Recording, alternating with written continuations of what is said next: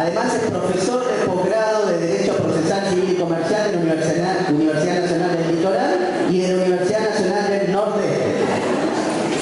Es miembro de la Asociación Argentina de Derecho Procesal. También miembro de la Comisión de Jóvenes Procesalistas de la Asociación Argentina de Derecho Procesal.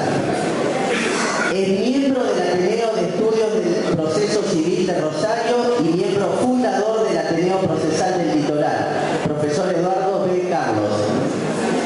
Es doctorado en Derecho Público, Derecho Procesal Civil y Comercial, bajo la dirección del profesor Roberto Berezonce, de la Universidad Nacional de La Plata, y la coordinación del profesor Eduardo Oteiza. Es autor de las obras colectivas en Argentina como Tratado de los Recursos, cuyo director es Marcelo Midón, también de las nuevas herramientas procesales, cuyo director es Jorge Peirano, de medidas autosatisfactivas según edición, de procesos colectivos y acciones de clase, cuyo director es José María Salgado, de nuevas herramientas procesales 3, cuyo director es Jorge Peirano, autor de obras colectivas en Brasil, que no lo voy a leer porque está en inglés, pero ha participado en más de 20 paneles y conferencias en diversos encuentros y congresos en Argentina y en el extranjero, habiendo publicado más de 30 artículos de doctrina en revistas especializadas. Ha obtenido en 2 oportunidades el premio a Mejor Ponencia en Derecho Procesal Constitucional en los Congresos Nacionales de Derecho Procesal de Santa Fe en el 2011 y 2013 en Córdoba. Por supuesto, como lo dije anteriormente, el currículum es mucho más extenso, esto es una acotada síntesis. Así que, sin más preludio, lo dejamos en compañía del doctor. Muchas gracias. Hola, ahí. Bueno, muchas gracias. Muchas gracias por la invitación, por la amabilidad y la hospitalidad que hasta ahora nos están brindando acá en esta hermosa ciudad. Y lo mío voy a tratar de que sea breve y, como les anticipó el doctor de Petris, voy a hacer un enfoque de algunos aspectos procesales de lo que es la responsabilidad civil dentro del nuevo código, sin perjuicio de que también inevitablemente vamos a tener que abordar o tocar algunas cuestiones esenciales que hacen más que nada a la parte básica del título preliminar para entender un poco la concepción actual de la cual se habla de ciertos aspectos procesales de este nuevo Código Civil y Comercial, que, dicho sea de paso, ya es una cuestión que llama la atención, es decir, estar hablando de cuestiones procesales de un código de fondo no es algo quizás tan natural o lógico dentro del pensamiento que tenemos como abogados. Con lo cual también amerita o merece un poco de explicación en ese aspecto. Hoy lo hablamos con el doctor Blanco, la importancia por ahí y por qué que haya normas procesales dentro de un código de fondo, y tiene cierta explicación que está dada también por jurisprudencia de la Corte de la Nación.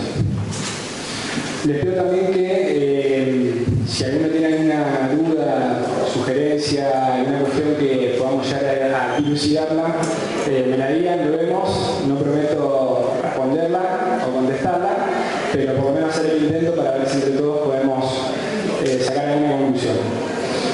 Bien, básicamente voy a hablar de algunas cuestiones esenciales para entender el núcleo duro de lo que es exposición hoy, que es acción preventiva. Es decir, abordar un poco esa faceta que faltó de la charla recién, que es la función preventiva de la responsabilidad civil, que dicho sea de paso no sería como una incongruencia hablar de faceta preventiva de la responsabilidad para cierta doctrina, porque no habría responsabilidad sino otro tipo de obligación. Pero lo podemos decir de esa manera. Después lo procesal en el fondo, me gusta decirlo como una cuestión coloquial, es decir, por qué hay normas procesales dentro del derecho de fondo, cómo se justifican y cuál es su importancia. Y después sí, a tocar concretamente cuestiones procesales de la acción preventiva, de las cuestiones probatorias que nos lleva esta acción preventiva y algunas relaciones específicas entre la acción civil y la acción penal, cuestiones de prescripción, cuestiones de prueba y demás. Algunas cuestiones previas y esenciales que me parecen son importantes para entender el enfoque y entender en definitiva qué es la acción preventiva, porque he escuchado por ahí que hay ciertos autores que están hablando de que la acción preventiva es o tiene naturaleza cautelar. Y en cierto aspecto, dentro de un análisis un poco más profundo del tema, esto no es así. En definitiva, y precisamente lo que quiso hacer el Código Civil y Comercial es establecer dentro de su normativa esta cuestión plasmada dentro del derecho de fondo con una salvedad, y esto sí es cierto, de que tiene ribetes muy claros, ¿sí? Y se conecta con las medidas cautelares o la teoría de los sistemas cautelares. Algunas cuestiones como para entrar en contexto. Una es obviamente la crisis del sistema de administración de justicia, que es un parámetro, me parece, de toda la Argentina. Si yo les pregunto a ustedes, por ejemplo, ¿cuánto dura acá en Río Negro un procedimiento ordinario? Promedio, más o menos. Hasta 15 años. 15 años, bien. Tengo de 30. Bien, entonces, claramente también Río Negro es un sistema de administración de justicia que se encuentra en crisis. Esto se da en toda la Argentina, se da en el sistema nacional, en los juzgados federales, y con algunas honrosas excepciones y algunas particularidades de algunas localidades que son aisladas, digamos, hay una cuestión de la crisis del sistema de administración. Y esto fue tomado en cuenta por los redactores del código. Es decir, cuando se ponen a redactar el Código Civil y Comercial, lo hacen bajo este contexto. La comisión redactora tiene muy claro, y tuvo muy claro, cuál es el contexto de administración de justicia en nuestro país. Y cuál va a ser el contexto de administración de justicia en nuestro país a mediano plazo. Por lo menos, y es el proceso individual no sirve más. El proceso judicial no sirve más. Así como nos viene dado, como se creó, como lo estudiamos, y de acuerdo a lo que va mostrando los hechos, no estoy diciendo nada nuevo, es claro que el sistema de administración de justicia está en crisis por un montón de factores, por una multiplicidad de causas, pero la realidad es esta, y esto fue tomado por los redactores del código. ¿Por qué? Porque buscaron ciertas herramientas, ciertas pautas de lograr una mayor efectividad en la tutela jurídica de los derechos de las personas, y que tiene implicancia a partir de esa redacción que tiene el código en cuestiones procesales concretas. Otra cuestión básica es el tema de la discrecionalidad, que me dejó un poco picando, como decimos nosotros, el doctor de Tetris. El tema de la discrecionalidad judicial, que también lo hablábamos con algunos hoy antes de la charla.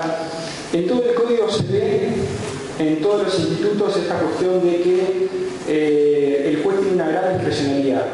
Tiene facultades amplias para tomar decisiones, para tomar medidas, para lo que nosotros llamamos gestionar el proceso.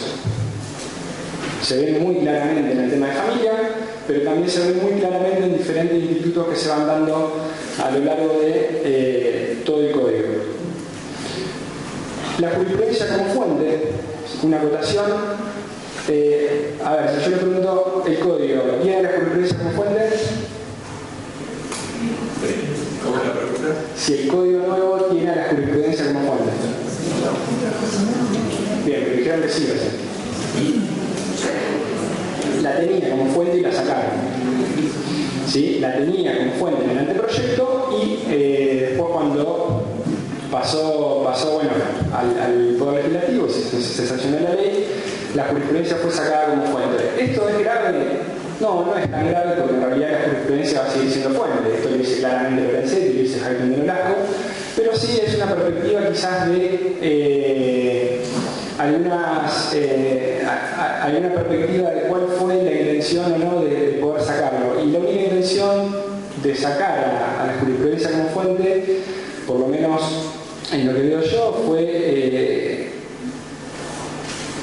plasmado en ese pensamiento decimonónico por ahí de cierto poder de los jueces, no equipararlo con la ley o con otras fuentes que sí fueron establecidas dentro del código. Relacionado con esto, el tiempo de la decisión justa y la efectividad de los derechos. También el código en todos lados tiene normas y prerrogativas que establecen una mayor efectividad, tratar de durar menos tiempo, y con esto también está relacionado el tema de la gestión judicial por medio de la discrecionalidad del órgano judicial. Otra cuestión muy importante es el concepto de tutela procesal diferenciada, ¿sí? Que también lo vamos a ver en un ratito. Y por último, relacionado concretamente con el tema de la acción preventiva, la teoría de los sistemas cautelares. ¿Qué es esto de la teoría de los sistemas cautelares? Lo vamos a ver en un rato, pero es fundamental para entender la acción preventiva, que como dije no tiene naturaleza netamente cautelar, pero que sí puede llegar a tener alguna relación concreta con el instituto. Después voy a hablar concretamente de aspectos básicos de lo que es cuestiones procesales de la responsabilidad civil, ¿sí? La acción preventiva netamente, algunas cuestiones relacionadas a la acción civil y la penal, algunas cuestiones importantes en relación a la prescripción, que me parece muy importante para la práctica del ejercicio de la profesión y para tener en cuenta, y algunos detalles relacionados con la legitimación procesal, donde me parece importante resaltar ciertos problemas que puede llegar a tener esto de la capacidad progresiva, es decir, ya no está tan claro cuándo alguien tiene capacidad procesal y no tiene capacidad procesal. ¿Por qué? Porque la capacidad procesal se asocia precisamente con la capacidad de hecho de las personas, que era como nosotros lo estudiamos en la facultad, ¿sí? Es decir, todas las personas tienen capacidad para ser parte, en nuestro sistema no hay capacidad de derecho absoluto. Las personas que tienen capacidad de procesal, lo que nosotros llamamos la legitimación ad processum, son las personas que tienen capacidad de hecho. Bien, hoy esto de la capacidad, como ustedes saben, y vimos un poco recién también, ya no está tan claro como antes, porque hay una variante, un abanico de posibilidades que, si nos lo ponemos a pensar un poco fino, es casi infinito. ¿Con qué? Con las sentencias esas que establecen que la restricción de la capacidad de la persona viene dada por ¿quién? Por el juez.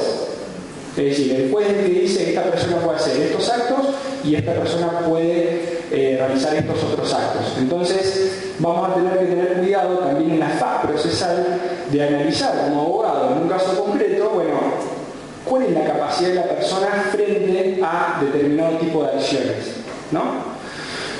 Y por último, algunas cuestiones destacadas de la prueba, entre las que privilegié, obviamente, el tema de la carga dinámica, que sea también dentro de la fase de la responsabilidad civil. No quiero andar en esto, que ya lo dije recién, pero les decía, el tema del nuevo código es una oportunidad también para desarrollar nuevos criterios y nuevos principios en materia de derecho procesal. Es decir, el Código Civil Comercial nos da una oportunidad, y además va a ser necesario en las provincias, de adaptar procedimientos que son necesarios para una mayor tutela de las finalidades que ha querido tener el Código Civil y Comercial. He visto que ustedes han tenido una reforma bastante importante en el año 2006-2007, ¿no? Que ha adecuado quizás algunas imprecisiones, porque hoy también tienen un código procesal que sigue el sistema del Código de la Nación, y que han sabido adaptar algunas irregularidades que habían quedado con la última reforma del Código de la Nación, bueno, cuando se suprimió el juicio sumario y demás cuestiones. No ofrecen prueba junto con la demanda, me parece una cuestión importante que se sigue manteniendo en el Código de la Nación y que pone en situación de indefensión absoluta, me parece, la parte actora, que en el Código Procesal de la Nación tiene que ofrecer prueba junto con la demanda, y eso lo han modificado ustedes en el 2006 y me pareció muy importante.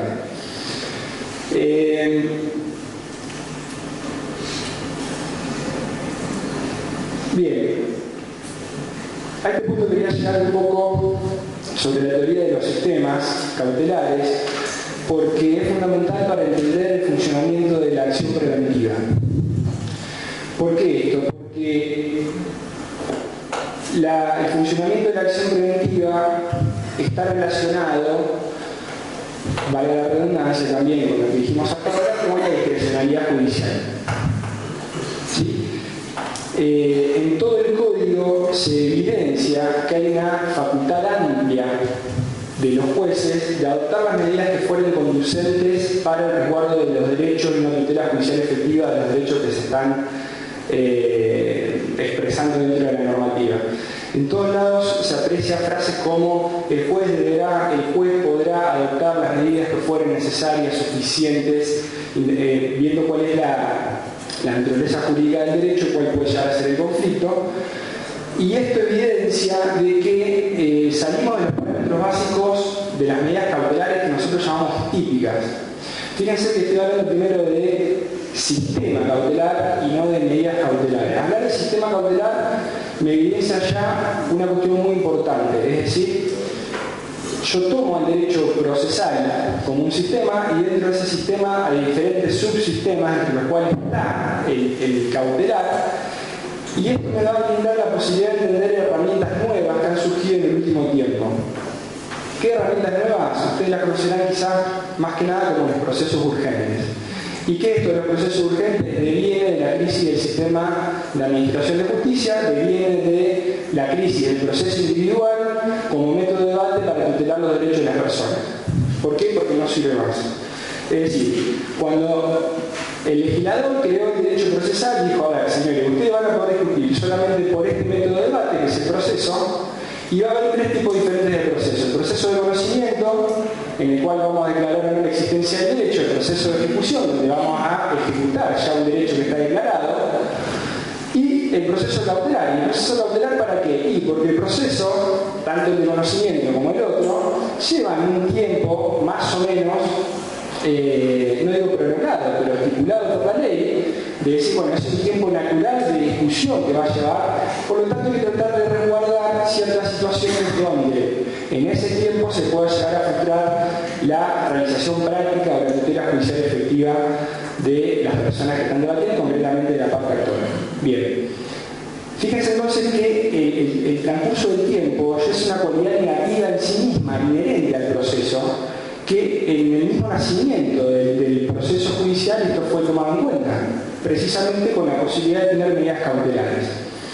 Hoy en día, después de que el proceso judicial avanzó o se transgiversó de tal manera de que tenemos juicios ordinarios que duran 15 años y que sumado a eso tenemos otro tipo de derechos que son necesarios tutelar efectivamente, como por ejemplo los derechos fundamentales, por eso la constitucionalización también de este derecho civil-comercial, aparecen otro tipo de medidas de tutela que tienen naturaleza cautelar, a veces sí, a veces no, pero que son o buscan una mayor efectividad en el resguardo de los derechos. Es decir, las medidas cautelares típicas tenían una finalidad que era asegurar el resultado práctico del proceso, y en este caso lo que se busca es la tutela judicial efectiva del derecho mismo. ¿Sí? Aparece la tutela inhibitoria, aparecen las medidas, la prohibición de innovar, la cautelar innovativa, la autosatisfactiva, es decir, todos esos procesos urgentes que, en palabras de Peirano, y ahí aparece esta frase quizá un poco famosa de Peirano, todo lo cautelar es urgente, pero no todo lo urgente es cautelar. ¿Sí? Claramente aludiendo además a la medida autosatisfactiva como un proceso urgente no cautelar. Entonces, fíjense, yo ahí puse más o menos algunos parámetros sobre lo que dije recién, las cautelares críticas, los procesos urgentes en general, las medidas de tutela anticipada, es decir, esto hoy en día es moneda corriente en los tribunales judiciales, sobre todo en el tema de salud, por ejemplo, es decir, los amparos de salud que buscan la prestación efectiva e inmediata mientras se va discutiendo la decisión de fondo, las medidas autosatisfactivas, y después aparece ahí, fíjense, la tutela de urgencia y la tutela de evidencia. Nosotros conocemos hasta acá también lo que llamamos la tutela de urgencia. En Argentina, sobre todo, es quizás el concepto más o menos nuevo que manejamos a partir de esta proliferación de ciertos tipos de amparos, de medidas que buscan resguardar urgentemente el derecho de las personas. Pero existe otro tipo de tutela que también va a repercutir o puede repercutir en lo que es la acción preventiva, que es la tutela de evidencia. Y la tutela de evidencia precisamente es un caso de tutela no urgente que brinda también el resguardo de la tutela judicial efectiva del derecho mismo, pero porque es evidente que el sujeto que está pretendiendo tiene ese derecho y porque además la contraparte se encuentra en una posición que torna de por sí misma la pretensión verosímil, altamente verosímil, para que después la pueda otorgar antes de la sentencia. Todo esto me va a brindar un marco conceptual y de entendimiento de cómo puede llegar a desarrollarse en la práctica, ¿sí?, la acción preventiva.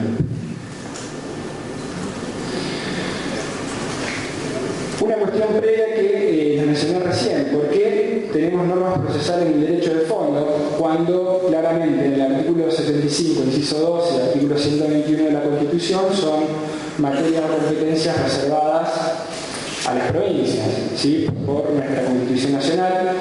Ya la Corte en el año 1926, en Bernabé Correa, dijo que el Congreso puede prescribir formalidades especiales para el ejercicio de determinados derechos establecidos en los códigos fundamentales y que el fundamento de validez de este tipo de normativa procesal que se encuentra en los códigos de fondo es precisamente asegurar la finalidad y la eficacia de esos institutos o esas normas que va regulando para que tengan precisamente la posibilidad y la garantía de cumplimiento dentro de todo el territorio de la Argentina. Es decir, lo toma como cuestiones de trascendencia institucional que tienen que ser reguladas por el Congreso de la Nación. De ahí la validez del gran marco de normas que existen en este nuevo Código Civil y Comercial. Bien, fíjense acá concretamente algunos ejemplos de cómo el código se encamina también en todo el articulado hacia lo que nosotros llamamos la función preventiva. ¿Sí? Nosotros después vamos a ver la función preventiva dentro de la acción de responsabilidad, pero en todo el articulado el código va tratando de lograr una función preventiva, a veces sustancial, a veces relacionada con lo que son cuestiones procesales, pero es lo que les hablaba hoy. Fíjense en el abuso del derecho y en el abuso de posición dominante, por ejemplo, el juez debe ordenar lo necesario para evitar los efectos del ejercicio abusivo de la situación jurídica abusiva y, si correspondiere, procurar la reposición al estado de derecho anterior y fijar una indemnización. Si se puede analizar ese tipo de frases, son frases muy flexibles, ¿sí?, muy amplias, donde se ve claramente el tema de la discrecionalidad judicial. En algunos casos como deber, en algunos casos como facultad, pero, a ver, si nosotros nos podemos pensar bien, ¿qué tipo de medida puede ordenar el juez para lograr la finalidad de este artículo? Cualquiera. Es decir, no le está diciendo al juez: usted tiene que hacer esto por medio de una medida cautelar, usted tiene que hacer esto por una medida autosatisfactiva, usted tiene que hacer esto por un tipo de medida específica. Le está diciendo lo que tiene que resguardar, es decir, la finalidad y objeto de la norma, y él deberá buscar después por diferentes mecanismos, diferentes medios, cuál es la mejor solución dentro de las medidas, dentro del proceso, para lograr esa finalidad. En este caso, en el primer supuesto, claramente vemos una función de prevención que, a mi criterio, puede ser articulada tanto por una medida autosatisfactiva como con una medida de tutela anticipatoria, como con una medida de tutela inhibitoria propiamente dicha, que no es otra cosa que una acción preventiva, tal cual como la vamos a ver después. Esto se ve también en la parte de restricción de la capacidad. El anteproyecto lo dividía en dos artículos y concretamente hablaba de medidas de protección. El código sancionado puso todo en un solo artículo y fíjense, habla concretamente de medidas cautelares. El juez debe ordenar las medidas necesarias para garantizar los derechos personales y patrimoniales. También frase muy amplia que también nos habla de esta discrecionalidad judicial que van a tener en este tipo de procesos. Lo mismo en la internación compulsiva, antes regulada en el artículo 482 del Código Civil derogado, hoy regulada en el artículo 41 y en la Ley Nacional de Salud Mental, que se articula concretamente y específicamente con el nuevo código. Fíjense la cantidad de pautas también de protección de la persona que se encuentra en esta posibilidad de ser internada compulsivamente sin su consentimiento. Después diferentes ejemplos que ya también nos hablan de esta tutela preventiva o tutela inhibitoria. Por ejemplo, en la afectación de la dignidad, artículo 52, ¿sí? Se puede reclamar la prevención y reparación de los daños sufridos conforme lo dispuesto en el libro tercero, título 5, capítulo 1, es decir, la acción preventiva. En el caso de la ausencia simple, también, fíjense la fórmula amplia, ¿sí? En caso de urgencia, el juez puede designar un administrador provisional y adoptar las medidas que las circunstancias aconsejen. ¿Acá? Deberíamos pensar después en este contexto, y lo vamos a repetir en la acción preventiva, si a veces conviene o nosotros tenemos que decirle al juez cuál es el tipo de medida, o nosotros tenemos que reclamarle al juez que él adopte la medida y que de oficio decida cuál es el tipo de medida que mejor se adecua a las circunstancias del caso. En los casos de tutela especial, ¿sí? Por designación judicial, también encontramos muchísimas normas, obviamente porque hay una afectación también de la persona. Se debe adoptar todas las medidas urgentes para la protección de la persona y los bienes del pupilo, en fin. También relacionado no solamente con cuestiones personales o que hacen a derechos extrapatrimoniales, sino también con cuestiones patrimoniales. Vemos que tienen amplias facultades. Por ejemplo, cuando habla de la separación judicial de bienes, ¿sí? O de la división postcomunitaria, que es una de las normas también que habla del respeto que hay que tener en relación a las normas de los procedimientos locales. Esto se ve también en los alimentos, que concretamente tiene una norma sobre medidas cautelares. En el 553 y 557, esto es importante, estamos hablando de medidas ejecutorias. Es decir, el código resguarda y toma en cuenta también la situación de aquel sujeto que, habiendo sido condenado por una sentencia, no la cumple. ¿Sí? Fíjense lo que hablaba recién. Esto es tomar con las manos la crisis del sistema. Es decir, hay un problema de que las personas no cumplen la sentencia, lo cual es una cuestión grave desde el punto de vista institucional, desde el punto de vista social, y los redactores del código lo tomaron a eso y establecieron ciertas pautas que los jueces pueden llegar a tener para resguardar precisamente la ejecución de en este caso la sentencia de alimentos o el régimen de comunicación. También en la nulidad de matrimonio, ¿sí? Relacionados con las cuestiones entre cónyuges, relacionados con las cuestiones con los hijos, durante el planteamiento de la acción procesal, tanto en lo que son cuestiones personales como en los bienes. Fíjense al final de este artículo, en el 722, que se toma el criterio jurisprudencial que ha tenido la Corte últimamente en relación a medidas cautelares, donde se le fija un plazo. ¿Sí? La decisión que acoge estas medidas debe establecer un plazo de duración, algo que relacionado con las medidas cautelares, con el tipo de medidas de tutela inhibitoria, era impensado. Recuerden el fallo Clarín, ¿sí?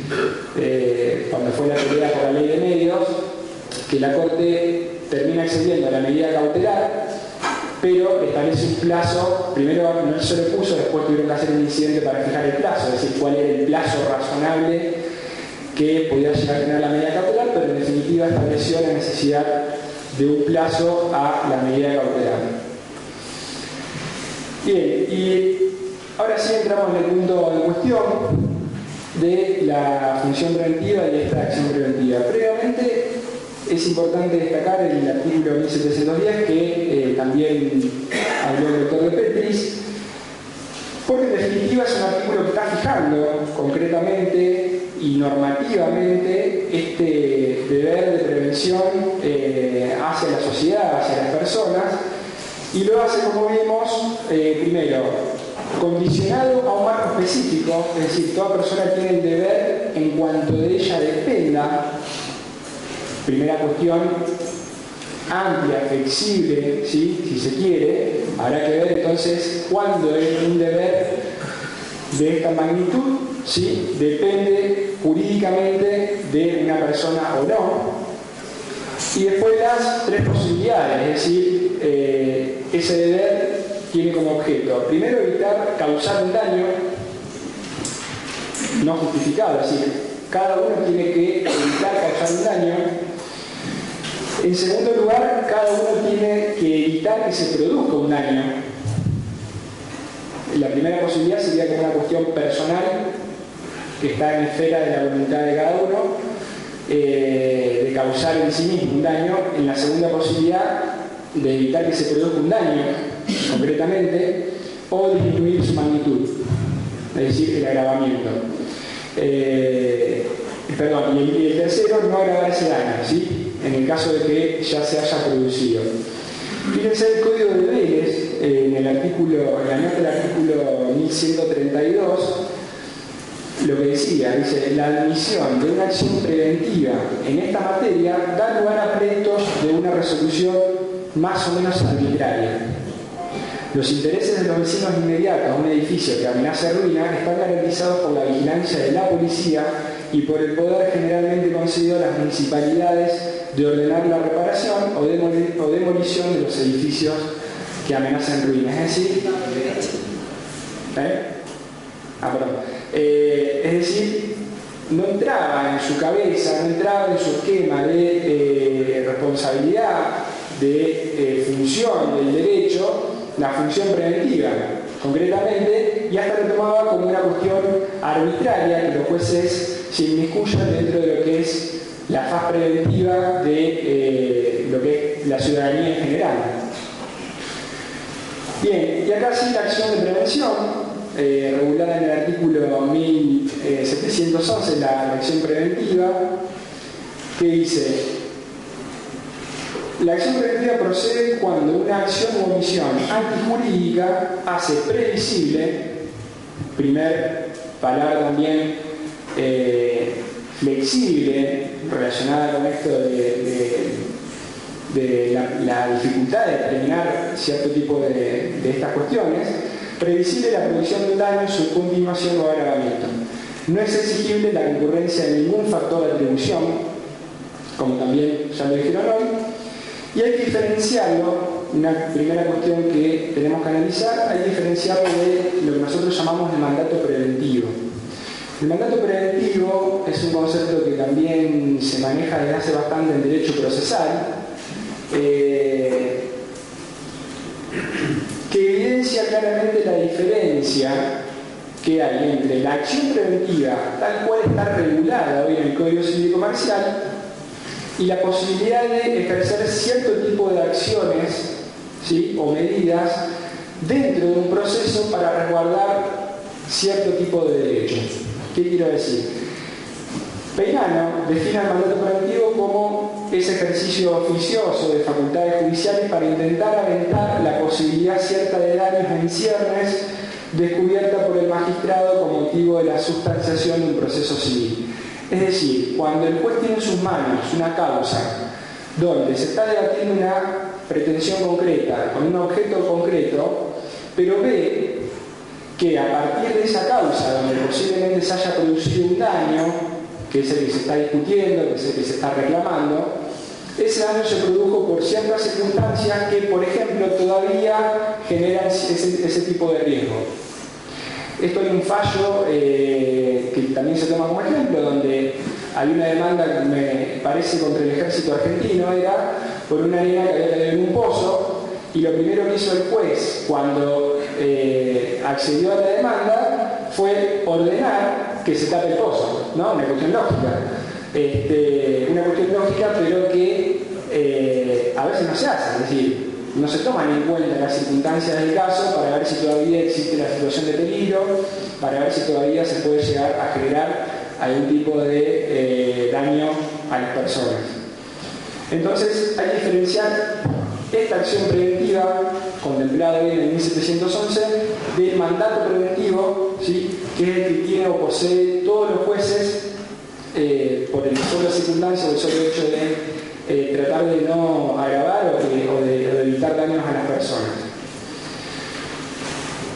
¿Cuáles son algunas características de este instituto? Bueno, primero, una cuestión de técnica terminológica, digamos. Más que acción, es pretensión. Esto cualquiera que haya estudiado un poco de derecho procesal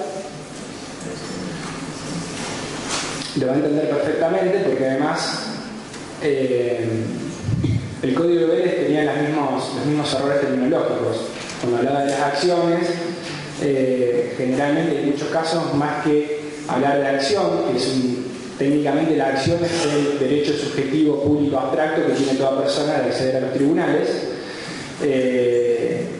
y concretamente cuando habla en este sentido está hablando de pretensión, ¿sí? Es decir, como la autoatribución de un derecho por parte de un sujeto que acude precisamente por medio del derecho de acción a los tribunales para obtener una respuesta del órgano jurisdiccional. Bien, y fíjense acá ya hay una cuestión práctica concreta de la acción preventiva que va a empezar a evidenciar un poco y a clarificar el panorama de qué se puede hacer con esto. Porque la pregunta un poco es esa: si yo vuelvo a 1711, la pregunta que me surge es, bien, ¿para qué me sirve esto a mí como abogado? ¿Para qué me sirve a mí esto como juez? ¿Para qué me sirve a mí esto como ciudadana? Si se quiere, porque después ya vamos a ver también la legitimación activa. Y ven, ¿cómo se articula? ¿Qué objeto tiene esa demanda? O sea, el objeto de la demanda, la pretensión de la demanda. ¿Cómo va a estar caratulado? ¿Fulano contra mengano sobre acción preventiva? ¿O sobre el objeto de la acción preventiva? Es decir, ¿cuál es el tipo de pretensión concreta que quiero lograr?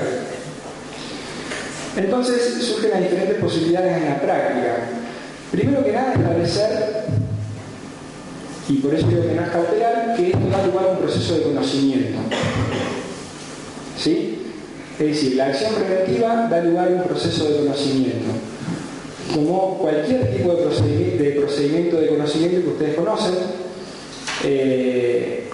y que va a tramitar por el procedimiento de conocimiento que se adecue mejor al tipo de pretensión que se está interponiendo en esa acción preventiva. Es decir, puede llegar a ser un procedimiento ordinario, puede llegar a ser un procedimiento sumarísimo, puede llegar a ser un procedimiento sumario, no en el caso de Río Negro que no lo tienen, igual que el Código de la Nación, pero en las provincias que lo siguen teniendo puede llegar a serlo. Esto no quita, y acá se ve claramente entonces la diferenciación de la naturaleza cautelar o no, de que esta acción preventiva entablada en un proceso de conocimiento tenga a su vez una medida cautelar encaballada, como decimos nosotros, es decir, se interponga junto con una medida cautelar que generalmente va a ser un tipo de medida cautelar relacionada con una anticipación de tutela, ¿sí?, o una prevención concreta de la situación fáctica de daño, es decir, una previsión de innovar. ¿Por qué? Por el tipo de objeto y de finalidad que tiene la acción preventiva. ¿Estamos? Y por último, no descarto, ¿sí?, que también se pueda llegar a articular por alguna especie de procedimiento urgente, que en este caso va a tener la naturaleza de todo procedimiento urgente, que puede ser una autosatisfactiva, que es un procedimiento autónomo, o algún tipo de medida cautelar, de cautela material autónoma, es decir, que esté encaminada de determinada manera a obtener una finalidad, y como toda medida autosatisfactiva, por eso su nombre, se agote en sí misma con el despacho favorable de la misma, sin necesitar de otro proceso ulterior, de otro proceso principal al cual accede. Ahora bien, ¿cuál es el presupuesto de hecho? Es decir, ¿cuál es la situación que va a dar lugar a que esto se pueda llegar a generar? Como lo dice el código, es la acción u omisión antijurídica Yo les puse ahí, bueno, puede ser una amenaza, es un concepto que sería similar, cuando existe una amenaza, que hace previsible, ya sea la producción del daño, la continuación del daño o el agravamiento del daño. Y esto es importante para el tema de la prueba también. ¿Por qué? Porque si estoy hablando de producción de daño, estoy hablando de un hecho futuro. De ahí lo previsible. Es decir, cuando sea previsible la producción del daño, claramente lo que voy a tener que demostrar es que ese daño puede llegar a acontecer. La primera pregunta que a uno le surge por ahí es, bien, ¿qué nivel de previsibilidad voy a necesitar para demostrar el daño? Y acá puedo tener múltiples respuestas, incluso relacionadas quizás hasta con el daño eventual, ¿sí? Desde el punto de vista de la teoría de fondo, pero voy a tener un problema, quizás una dificultad. ¿Por qué? Porque ya de por sí es muy complicado en un proceso judicial probar los hechos pasados, ¿sí? Mucho más complicado siempre es probar los hechos futuros, sobre todo cuando estamos hablando de previsibilidad. En todo caso, lo que voy a tener que manejar concretamente es algunos parámetros que son similares a la verosimilitud del derecho, es decir, unas medidas cautelares, sin perjuicio de que lo que estoy probando es posibilidades ciertas de hechos, es decir, posibilidad cierta de que se produzca un hecho que es una cuestión fáctica y no jurídica. Y después, cuando hablamos de continuación del daño, ya ahí hay un hecho presente, es decir, tengo otra prueba necesaria que va a ser, primero, que el daño aconteció y que se está produciendo en ese momento, con lo cual se simplifica un poco quizás la prueba del objeto de la medida. Igual también que en el agravamiento del daño, donde estoy teniendo un hecho presente, pero vuelvo a caer en el mismo conflicto, en el mismo problema del primer supuesto del daño futuro, que en este caso sería la cuestión del agravamiento. Otro tema importante relacionado con esta acción, porque quizás ustedes cuando lo están viendo lo han leído o lo están escuchando en este momento, están asimilando por quizás lógica deductiva, inductiva o lo que fuere, que esto es algo urgente, ¿no? Que la medida o la acción preventiva está relacionada con la urgencia. Y esto no es así necesariamente. Lo digo porque también he escuchado a algunos autores que al confundir quizás la naturaleza jurídica de la acción preventiva con las medidas cautelares, correctamente en esa especie de silogismo, plantean que esto se va a dar en un supuesto, siempre se va a dar en un supuesto de urgencia. Y esto no es así. De ningún lado el Código Civil, cuando regula la medida, está hablando de que es urgente prevenir el daño. Quizás por las circunstancias del caso, el daño pueda ser previsible concretamente, pero que no sea urgente. Es decir, uno puede decir, bueno, aconteció, se produjo tal cuestión, tal hecho, que me determina que acá a 6 meses yo estoy convencido y puedo probar de que se va a producir un daño. Es decir, el daño es previsible, pero tengo el tiempo necesario para articular, y fíjense ahí el abanico de posibilidades, para articular un procedimiento que me permita llegar a tiempo con una sentencia que me determine esa prevención del daño. Por lo tanto, no en todos los casos vamos a estar hablando de un supuesto de urgencia, y esto está relacionado también con la diferencia de tutela de urgencia y tutela de evidencia, de la cual hablamos hace un rato. Un tema muy controvertido, es el de la legitimación activa de esta medida. Si ustedes van al código, en el artículo siguiente o el subsiguiente, establece que los sujetos que pueden interponer esta medida son aquellos que acrediten un interés razonable. Es decir, repito acá o plasmo de nuevo la preocupación observación del final de la exposición del doctor de Petris, ¿sí? ¿Qué es razonable? ¿O qué es un interés razonable?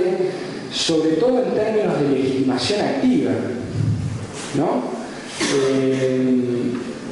Yo puse ahí con signos de pregunta, obviamente, porque no tengo la respuesta, pero a mí me has acordado mucho, por ejemplo, a la acción popular, técnicamente, y que nuestros medios, ustedes saben que la tenemos legislada, quizás hoy es el único lugar todavía en la Ley General del Medio Ambiente, y en relación a una parte específica, ¿sí?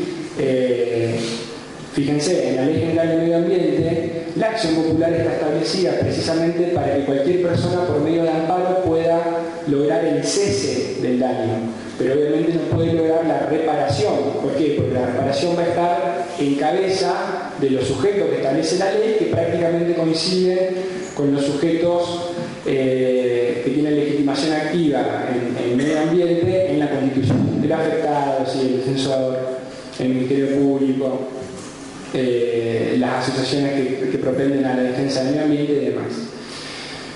El otro concepto que por ahí se me vino a la cabeza inmediatamente, quizás uno que personalmente por estar contaminado, entre comillas, por el derecho administrativo, es el de interés legítimo o interés simple. Habría que, recuerdan ustedes que en el derecho administrativo se maneja esta trilogía de la diferencia entre derecho subjetivo, interés legítimo e interés simple, que el interés simple es ese interés que tiene todo ciudadano de que se cumplan las normas jurídicas dentro del ordenamiento administrativo, es decir, que el Estado cumpla la función que tiene que cumplir dentro de lo que establecen las leyes, pero nada más que eso, incluso da lugar a lo que se llama la denuncia de legitimidad, que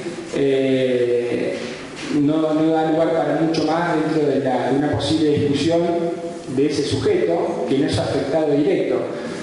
Entonces, concretamente, a ver, vayamos a un ejemplo de una persona que maneja en exceso de velocidad de manera habitual. Es decir, maneja en exceso de velocidad de manera habitual por encima de las máximas reglamentarias en las leyes de tránsito. ¿Quién sería el sujeto legitimado activo? Vayamos un paso previo. A ver, coinciden conmigo en que podría ser un supuesto de hecho para este tipo de acción preventiva. Es decir, tengo un sujeto que reiteradamente, por medio de una acción que es manejar, provoca una anticuricidad, ¿no? ¿Cuál es la anticuricidad? Conducir en exceso de velocidad por arriba de las máximas establecidas por las normas reglamentarias de tránsito. Bien, ¿quién sería el encargado? ¿Quién tiene el interés razonable para iniciar una acción preventiva y que a este muchacho le saquen el carnet o lo suspendan por un tiempo, o lo controlen, o le pongan un radar, o le limiten el velocímetro del auto para que no pueda superar esa velocidad? Son las personas, los vecinos de las calles, del vecindario por las cuales esa persona transita, son cualquier ciudadano por más que no se vea afectado. Bien, es algo que va a quedar determinado, obviamente, a la apreciación judicial, con la lógica consecuencia de tener el juez que fundamentar concretamente cuál es la legitimación activa. Pero antes que el juez, vamos a tener que ser los abogados los que fundamentemos, ¿sí? Hay que probar concretamente y acreditar el interés razonable para la interposición de este tipo de medidas. ¿Cuál es la consecuencia de la acción preventiva? Es decir, si estamos hablando de que da lugar a un proceso de conocimiento, estamos diciendo también que da lugar a una sentencia, obviamente. Bien, esta sentencia, ¿qué es lo que puede establecer? El propio código lo establece, lo dice, y nos da obviamente las tres posibilidades que son lógicas, ¿sí? Puede establecer una obligación de dar, una obligación de hacer o una obligación de no hacer. Y acá también se ve claramente la distinción entre las medidas cautelares y la acción preventiva como un proceso de conocimiento, es decir, como una acción que no es cautelar. Nosotros en general, cuando hablamos de evitar el daño, ¿sí?, y el perjuicio no ocurrió y tenemos una situación donde puede llegar a ocurrir, cuando hablamos de la faz cautelar hablamos de que es posible la interposición de una prohibición de innovar. Es decir, el daño no ocurrió, por lo tanto lo que queremos es congelar la situación para que el daño no se produzca. Cautelarmente la herramienta es una prohibición de innovar. Si el daño ocurrió, por el contrario, ¿sí?, lo que queremos es que cese el daño, por lo tanto la herramienta cautelar en ese caso es una medida innovativa. Es decir, para hacer cesar el daño, que se corte el daño o el agravamiento del mismo.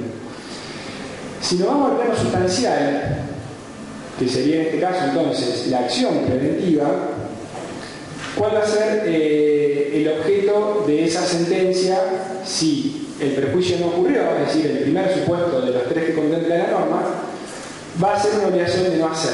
Es decir, el juez va a determinar una obligación de no hacer al sujeto demandado en la acción preventiva.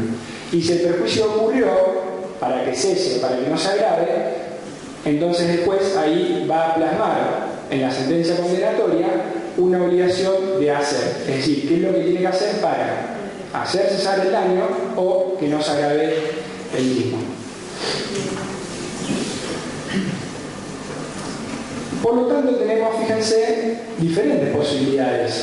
Y acá se ve el abanico de diferentes cuestiones que se pueden llegar a dar con este tipo de medida. Yo le llamé primero al primer supuesto, cuando el daño no ocurrió, la acción preventiva auténtica, porque en realidad la función preventiva propiamente dicha, auténtica, es cuando el daño no ocurrió. Es decir, lo que no queremos es que el daño ocurra. Por lo tanto, en este supuesto, que yo le puse auténtica, el daño no ocurrió, el objeto de la pretensión va a ser evitar el daño. La sentencia va a ser una sentencia de condena definitiva, que como vimos va a establecer una obligación de no hacer, y va a haber una bilateralización del proceso, sí o sí. ¿Por qué? Porque si no sería un proceso inconstitucional. Es decir, no hay proceso de conocimiento en el cual no haya bilateralización, es decir, no haya derecho de defensa. ¿Qué dudas surgen? Primero, ¿esta medida puede ser iniciada por un juez? De ninguna manera. ¿No? No, prejuzgó. ¿Por qué? Porque prejuzga. Si él no puede hacer una denuncia, iniciarlo, porque ya está anticipando por lo menos en los intereses. Uno debería motivar el inicio de la acción. Está bien, pero... No puede hacer teoría así si suelta la otra parte, le digo. La parte sí. Está bien, pero ¿por qué estaría prejuzgando si en realidad yo no estoy hablando todavía de las medidas conexas que puede llegar a haber, que lo vamos a ver en un ratito, como puede ser la acción de daño? Es decir, el juez lo que está haciendo es resguardar que se produzca el daño, o resguardar, en su caso, que el daño se siga produciendo, que se agrave. Entonces prejuzgó para iniciar el proceso. El juez necesita ser imparcial. Bien, es una de las posiciones, ¿sí?, que la doctrina tibiamente por ahí tiene sobre este tema. Todavía, les vuelvo a repetir, no hay mucho, pero la mayoría de la doctrina dice en realidad no podría iniciar la acción. Diferente es cuando la acción fue iniciada por una parte y el juez sí, ahí de oficio puede llegar a tomar medidas incidentales o cautelares de oficio, porque aparte lo dice el propio código, ¿sí? Ahí sí podría llegar a tomar algún tipo de medida. Otra pregunta relacionada con esto es si el juez, porque recuerden que el artículo dice que el deber de prevención del daño depende de la situación en la cual se encuentre la persona, ¿no? La pregunta sería, el juez, por su calidad de tal, de magistrado, ¿sí?, ¿se encuentra dentro del deber dispuesto por el 1710? Claramente que sí.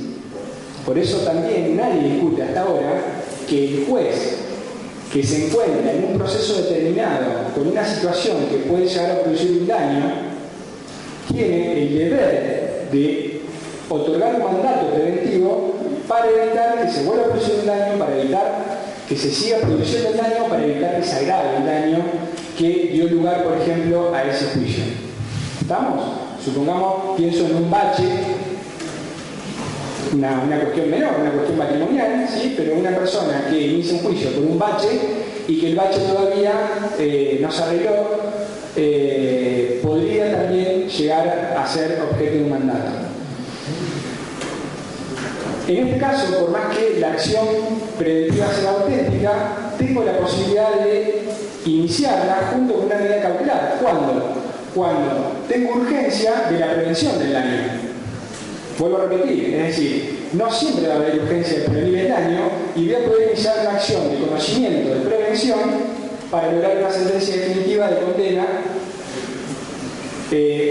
pero que no necesariamente requiere una situación urgente. Ahora, la lógica me indica también de que es probable que haya una situación urgente para este tipo de medidas.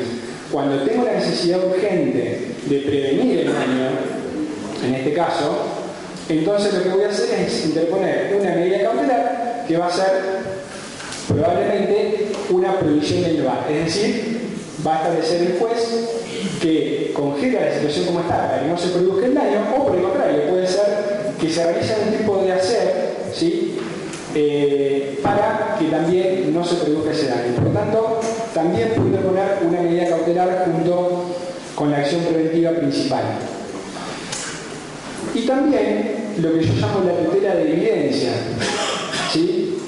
Que me puede llegar a otorgar un anticipo de mérito, es decir, lograr el mismo resultado que yo pueda llegar a obtener con la sentencia definitiva, pero durante la tramitación del proceso. Esto lo explico rápidamente para que se entienda la idea.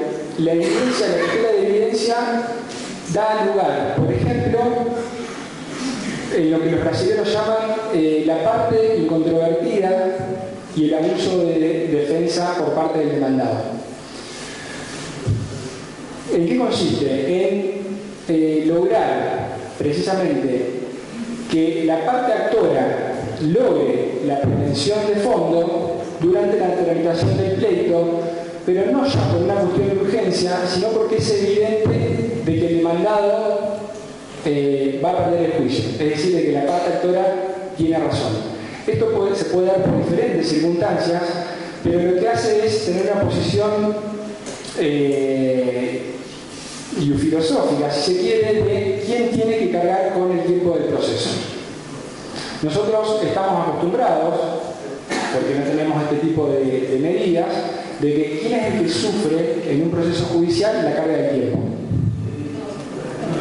El actor, concretamente, ¿no? Es decir, el actor es el que tiene que esperar en un juicio que sabe que lo va a ganar sí o sí, pongamos el ejemplo de un juicio ejecutivo, tiene que esperar por lo menos el plazo que establece la ley, más las excepciones que puede interponer el sujeto, más, cuando hablo de excepciones, a veces excepciones que son claramente infundadas, es decir, insustanciales absolutas, que llevan a una dilación del procedimiento, pero sin embargo todo ese tiempo tiene que cargarlo la parte actora. Lo que establece esta teoría dice, bueno, señores, cuando la defensa, ¿sí? Cuando la parte, la discusión esté controvertida, es decir, claramente va a tener razón la parte actora, y esto supone un abuso de defensa por parte del demandado, lo que se hace es darle anticipadamente la pretensión a la parte actora y que todo el tiempo de ese procedimiento lo cargue la parte demandada. ¿Sí? Es lo que se llama la inversión del tiempo del procedimiento. ¿Sí? Aquí, por ejemplo, el caso de accidente de tránsito, donde es absolutamente clara la responsabilidad, la cual pide un idón, el demandado que es solvente, niega, el juez conoce la mecánica de derecho y sabe que hay un monto mínimo que sí o sí va a proceder. En ese caso, usted está diciendo que a través de una medida preventiva de este tipo, el juez podría hasta ordenar que se disponga de ese monto mínimo que considera que va a proceder a favor del Estado, en forma previa a la sentencia firme. Complicado el ejemplo que dice. Pero te digo, te adelanto que en cierto supuesto, por ejemplo, si está acreditado el daño, por ejemplo, porque hay una pericia, ¿no? Una medida de prueba anticipada donde está acreditado el daño, hay digo, cuando está acreditado es verosímil. O sea, tomando en consideración que el único acto que da certeza al daño es la sentencia, ¿no? Pero bueno, está cuasi acreditado, hay una fuerte verosimilitud del derecho de la parte actora. El demandado no contesta la demanda. Es decir, en una demanda de daños, el demandado no contesta la demanda, ¿sí? No hay hechos de demostración necesaria. Es uno de los supuestos donde la teoría brasilera dice, bueno, no hay controversia, y para evitar que el actor tenga que seguir pasando con todo el tiempo del proceso hasta llegar a la finalidad, ¿por qué? Porque, por ejemplo, el demandado puede no contestar la demanda, pero después puede ofrecer pruebas, ¿no? Entonces sería una consecuencia de decir, bueno, pero no contestaste la demanda, ofreciste prueba, me abrís la causa prueba, tengo que tramitar 3, 4, 5 medios probatorios, que sabemos el tiempo que lleva eso. Bueno, sería uno de los casos que esta teoría dice, bueno, habría que analizarlo para poder otorgar la pretensión antes de la sentencia. Repito, en el caso de daños me parece que es complicado, ¿sí? Pero no lo descarto. Digo que es complicado, que son supuestos donde puede llegar a haber concreta violación del derecho de defensa, digamos. Sí. Con la discusión de Guillermo. ¿Cómo? Con la. Sí. ¿Qué solución se le daría con este procedimiento? Forlán. El chico que llegó a la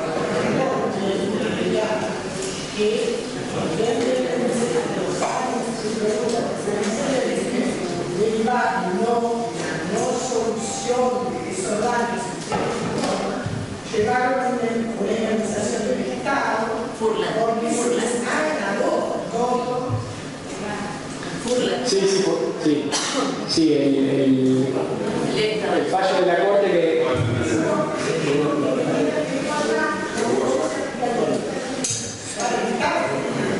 Sí, sería un caso que podría llegar a darse. Bueno, el caso parecido a Fulán, que bueno, que fue condenado por la Corte, el fallo Pardo, que es el que ratifica Camacho Acosta, ¿no? O sea, el fallo Pardo es casi igual, o sea, una chica que sufre un accidente de tránsito, que queda en estado vegetativo, que necesitaba inmediatamente la atención médica necesaria para poder seguir viviendo, es decir, un respirador, gente de 24 horas, camas especiales y demás. Y lo que hace la Corte en Pardo es ratificar los parámetros de una tutela anticipatoria, lo mismo que en Camacho Acosta, y le otorga en un juicio de daños, claramente, ese tipo de prestaciones hasta que tramite el principal.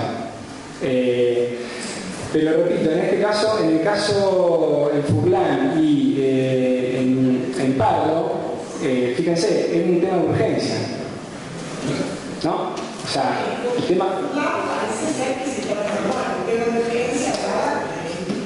Claro. Tal cual, ex post, después pienso... Exacto, pero bueno, con el diario del lunes ya se transformó en un tema de urgencia, porque los daños ya se habían padecido. Esta acción procesal, ¿cómo imagina usted que va a operar como un nuevo procedimiento, proceso que va a salvar, si es lo que usted dijo, la burocratización de la justicia? O sea, ¿cómo este nuevo proceso va a ahorrarnos tiempo en determinadas circunstancias? No, yo... la pregunta. Porque si usted me dice que después va a haber la bilateralidad, si no sería un proceso cautelar como cualquiera, pero no tengo yo tengo también el consumo del tiempo. Sí, no, yo no digo que va a salvar la burocratización porque sería imposible, ¿no?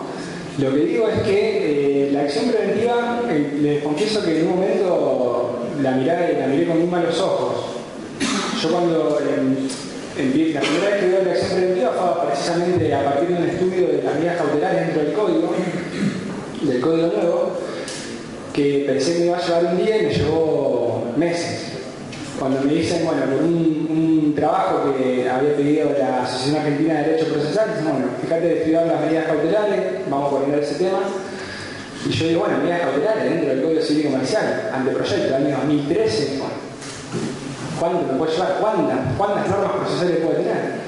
Y me empecé a asustar, digamos, empecé a ver, y en un momento llego al 1710 y veo la acción preventiva, y digo, ¿qué es esto? O sea, no entendía si era cautelar, si no era cautelar, si era un proceso autónomo, si era un proceso de conocimiento.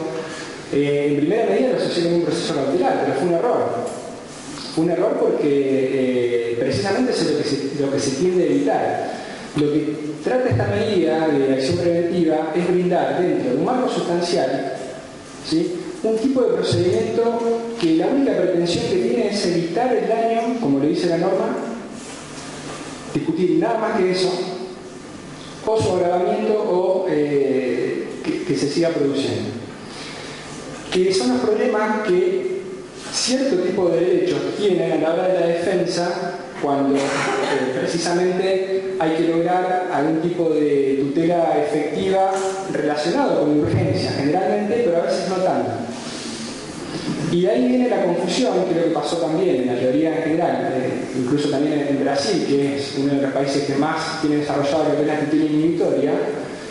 ¿Qué hacían los jueces hasta ahora o los tribunales? Y inventaban cosas, digamos.